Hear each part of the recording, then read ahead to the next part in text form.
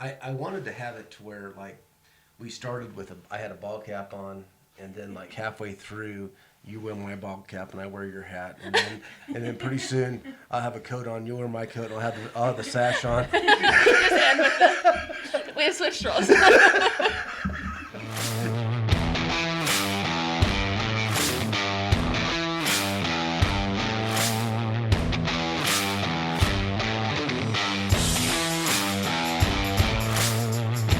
The Owner's Perspective, hosted by Eagle Land.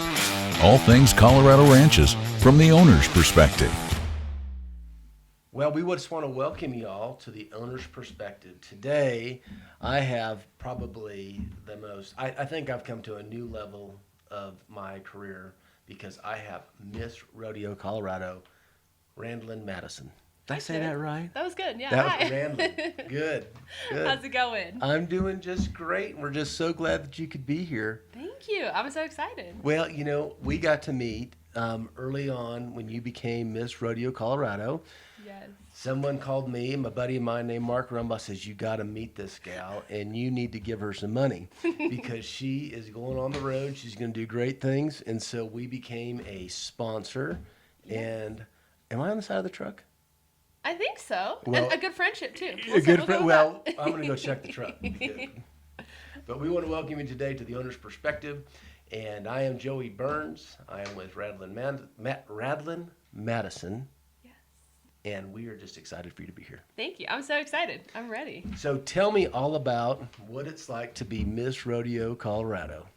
It has been the journey of a lifetime. I competed back in June, and I had 6 months as lady in waiting to kind of get my bearings and figure out what I'm doing, and I've been on the road since January 1st. No kidding. So where'd you start? I spent 23 days in Denver at National Western Stock Show. Oh, yeah. Yes, it was wonderful. Yeah? Did you have a booth, and did you ride out there in the arena? I got to ride every night. Oh, really? Yes, we had around 32 rodeo performances. Wow. So we get to be in the grind the whole time. Wow. That's great. So what was next then after that?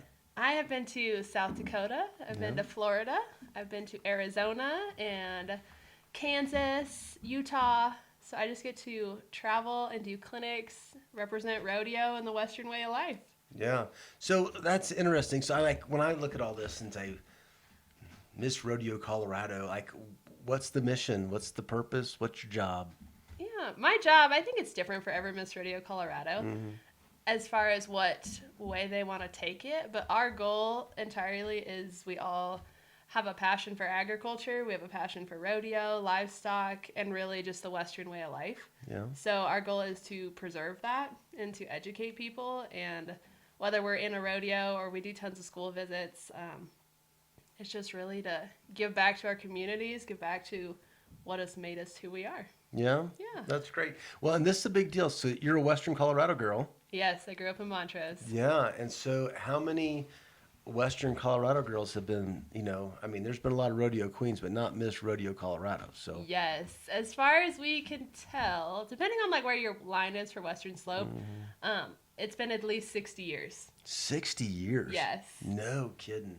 Yes, Wow. so I'm super honored. I'm excited, and Wow. I couldn't ask for a better community to support me in it. Don't you love Montrose? Oh, it makes me cry every time. Well, I don't do that, because I if know. you'll cry, then I'll cry. That's what happened. That is true. You came in and started telling me about your story, and it got me choked up, and I got a checkbook out. I know, So this did take me a while to do. You got it. Don't go down that road here, because you have quite a story. And so I'm going to sit there and try not to look at you, but I want you to tell me, I know your platform, Yes. but go ahead and tell us, and tell me a little about your history. Yeah, don't look at me while I talk. Okay. I'm not going to look at you. So I'm very blessed. I have an amazing family, amazing friends, and my goal, my platform as Miss Rodeo Colorado is called Rev Up Hope, and it kind of stemmed from my love of outdoors and agriculture, also dirt bikes and spending time with my family.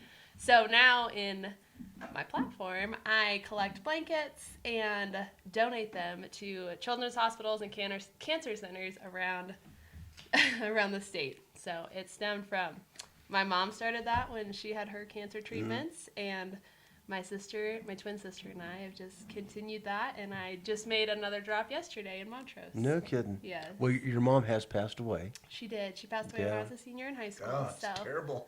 So it's a good feeling to be able to do that and continue her legacy, and it's just been wonderful. Very sweet. So, hey, you were talking to me about the Western Colorado way of life in Montrose. Tell me a little bit more about that. Yeah, I think a lot of people don't understand, but it's such an honor to be from Montrose. And it's not a super small community, but you get that community feel. Yeah. Like I cried yesterday. I opened a card from all my elementary school teachers that I still get to stay in touch with. Yeah. It's just, you can go anywhere on time, but it's also like you get to see your friends. You get to watch their families grow. You get to see changes in kids that I was in 4-H with. And now they're running those ranches that they grew up on, and they're raising their kids, and it's just the coolest feeling to be able to go back, and things have changed, but it's still it's just kind. It's a good community, and they're so supportive. Yeah. I have sponsors that I can go in there, and they might have my T-ball picture, because if you grow up in Montrose, you fundraise like every season. And now they have my Miss Rodeo Colorado picture, because they're always there. It's a blessing. That's really cool. So tell me about Montrose FFA and how was that in your life? Oh, I loved FFA. I was in FFA for 4 years and got into livestock judging and public speaking, I guess is kind of where I figured out that it's not all bad. Yeah. It's nice just to talk to people. That's kind of the goal. And then I was in 4-H for 9 years. Oh, yeah? And I showed every species but horses, so really? I just never got into showing horses. Did you win the grand champion? Showman. I was grand champion showman one time. Yeah. Market, no, never did. Yeah. I mean, I always thought I should, but then I looked and I was like, maybe not. Yeah, yeah. You know, our kids did real good in showmanship when they were little, and but let me tell you something. The girls always have an advantage. Just so you know, it's the truth. They just, I mean, they just have that like poise. I'm gonna say it. Oh yeah, they blink their eyes at the judge and say, "Oh." Not even. In a contest, the guy judges are way harsh. I'm like, oh, yeah, okay. Okay. They'll ask a question, you think you know it, and you probably do, and instantly you're scared. You're like, nope, I don't know. I understand. I just lost half the audience right there. That's probably true. That's not true. Actually, That's not true. That's not true. I heard that showmanship award. Oh, I can't wait for my kids to do 4-H someday, and it just teaches. It's the coolest thing. It teaches you responsibility, respect. Like the hardships too. Yeah. That it doesn't. I have one of those. Yeah, we had some friends up from Arizona, and we had to trim our lambs for the fair, and so I was teaching my kids, and then soon I was talking to Mrs. Farnese, the veterinarian, who had to come over and staple my lambs back together because those armpits are hard to get. They're just so tender. I just cut that sucker. That is one job that you could never pay me to do. Oh gosh! I give them so much credit. I will call them and pay them any amount of money. I have one sheep. I'm not doing it. Well, I told my kids I could do it, and I bought the clippers, had the table, the whole deal. Still had to get staples in that lamb, so. Might have been cheaper to have somebody. I know it would have been cheaper. Yes. So now, I assume, is there another competition after the state competition? There is. Oh. I get to compete for Miss Rodeo America. Oh my gosh. In December at the National Finals Rodeo. Wow. PNFR. Wow. That's a big deal. I am excited. So do you get to sing, dance? What do you have to do? I hope not. No, my talent is horsemanship. That's where we draw the line. I'm not singing. I don't know. I don't know anything about this stuff. No, thank goodness we don't have to sing. Okay. So we get to we have multiple interviews. It's like a horsemanship and then personality. We do horsemanship patterns on draw horses. So we don't get to warm them up. We just jump on and go. Yeah. We do some tests. We do impromptu speaking. A lot of our questions are just draw on stage. Yeah. There is some modeling, but it's not like we don't have to dance. I know all about the modeling. Do you? No, just look at me. Not me. That's where my sister comes in. I'm like, can you help? And then we ride horses. That's my talent. That's all I got. I got you. That's a good talent. So now you've accomplished, it's a pretty amazing feat. Now you get to go to the Nationals. So then after all that, what's next? That's a good question. Yeah. You go into Miss Rodeo Colorado, all of us have, we want to be Miss Rodeo America. Yeah. But we also have goals. Each one is different, and my goals for Miss Rodeo Colorado is stay true to who I am and give back to my community and the Western way of life that got me where I am today. So when I'm done with the rodeo queening world, I want to stay involved in agriculture. I want to give back to the communities, give back to the kids learning about agriculture. Yeah. Because I think that's school visits are my favorite. Yeah. Just to go teach them about what it is and stay involved somehow. Cool. Yeah. Tell me about this podcast. Why is it called Owner's Perspective? Well, we started it because when we've gotten in our business, we kind of look backwards to see how we've been successful. And it's always been customer based. So, some guys are commission based and some guys are customer based. And we've always done deals like we're making decisions and advising people like we own the property. So when you think that way, we're trying to think like the owners. And so now we manage ranches for guys. And when we make decisions based upon as if we own that ranch and how we would want to spend our money like theirs. And so we just figured when we started looking at our core values, one of our core values in our company is that we function from the owner's perspective because they're more important than we are. I love that. Isn't that I good? respect that a lot. I mean, when you become Miss Rodeo Colorado, you put everything on hold. Yeah.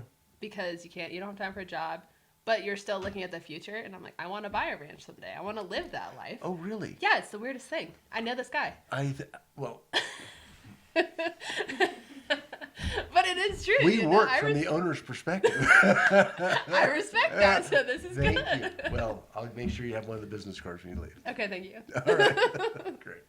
This is all about fun. It's all about highlighting people that are doing great things, and you don't know what it's a privilege for us to have you. I appreciate it more than you know. Yeah. It's everything I could ask for. No, it's great. It's an honor. Yeah, well, we love this business. We love agriculture, and with our podcast, it's all about selling ranches, but it's about this ranch lifestyle, and being Miss Rodeo Colorado is part of that lifestyle. So it's just a real privilege to have you. Thank you, and I appreciate it. All right. Well, thank you for this fun day that I got to have in my office with Randilyn and getting to talk about her quest in life. And we're just looking forward to seeing great things. And when you win the Nationals and you say, thank you, Eagle Land Brokerage, for supporting me. I will. It'll bring a tear to my eye. Oh, I will. I'm so excited. That too. podcast really set me up. Okay, that would be perfect. So, all right. Thank you very much. Thank you. All right.